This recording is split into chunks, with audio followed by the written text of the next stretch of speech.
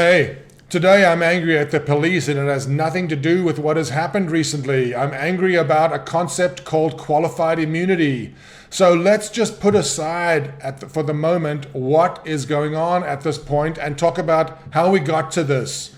So let me take you back to the Civil War. At that time, there was a law passed which enabled citizens, to sue government employees because it was just after the Civil War. Ku Klux Klan was active, and people wanted to be able to stop government employees from acting in a hostile manner. They were allowed to sue them.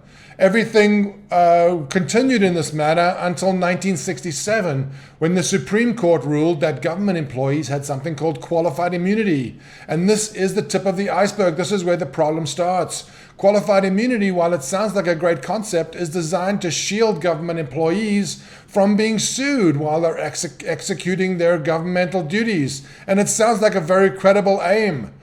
However, the devil is in the details, and this is what happened next. In 1982, the Supreme Court further ruled that unless there was clearly established case law regarding the transgression that the officer was accused of, that he would be protected by his qualified immunity. Now, you might think that the clearly established is not much of a distinction, but it turns out that it's a huge distinction.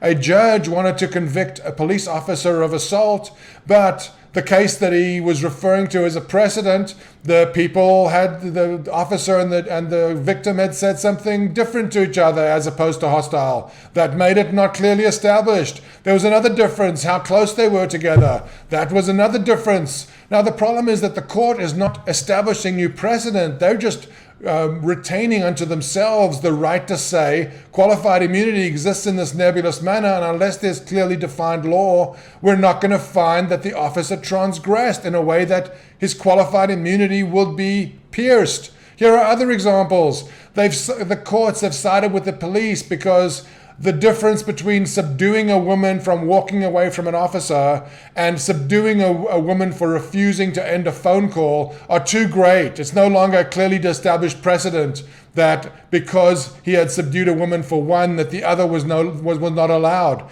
I mean, these are not the rules that apply for us. Here's another example.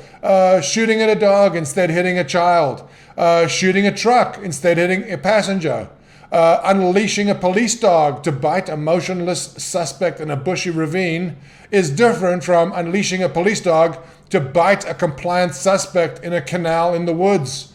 I mean, this clearly established precedent issue is the problem. The Supreme Court is siding with officers in this case of qualified immunity. It's almost impossible to find that an officer has transgressed. Even if ultimately that they rule against him, he doesn't even pay the fine. It's paid by the taxpayers in his jurisdiction. Here's something else that may distress you. In the last 15 years, the Supreme Court has reviewed 12 cases where the defendant, i.e. the police officer, was asking them to review the case, and only 3 cases where the plaintiff, i.e. the victim, was asking them to review the case. And the number of cases that they were asked to review were roughly similar. How do you explain that? 4 times more in favor of the authorities. Shocker. Please, there is a relationship that we should have with the police, and it is not one that gives them immunity to do as they wish with us. This is not a race issue of black and white. It's a question of us and the police.